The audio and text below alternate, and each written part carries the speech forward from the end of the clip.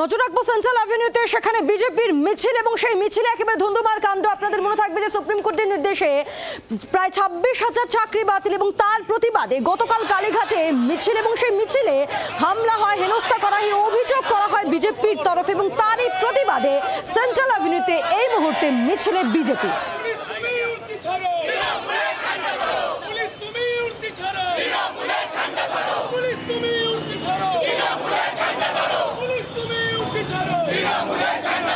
একই সঙ্গে ধুন্ধুমার হাওড়াতেও ভারতের ছাত্র ফেডারেশন হাওড়া জেলা কমিটির ডাকে ডিএম অফিস অভিযান। দুটো ছবি আপনাদের সামনে রাখছি আমরা। একদিকে সেন্ট্রাল অ্যাভিনিউতে সেখানে বিজেপির প্রতিবাদ মিছিল, স্লোগান চলছে, অন্যদিকে দেখুন হাওড়ার ছবি দেখাচ্ছি আপনাদের, সেখানে একেবারে ধুন্ধুমার ভারতের ছাত্র ফেডারেশন হাওড়া জেলা কমিটির ডাকে ডিএম অফিস অভিযান। যোগ্য চাকরি ফিরিয়ে দেওয়ার দাবি সহ একাধিক ইস্যুতে অভিযানে পুলিশের সঙ্গে ধস্তাধস্তি।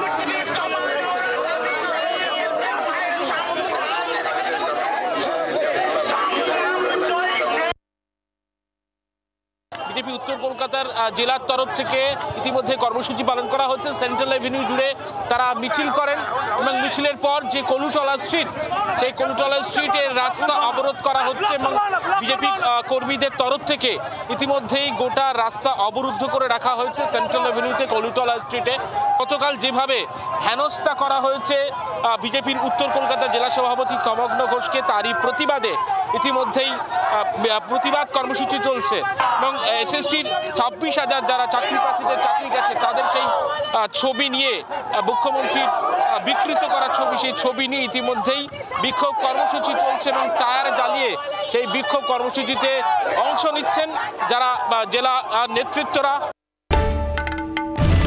বাংলার আওয়াজ, বাঙালির আবেগ, জি 24 ঘন্টা।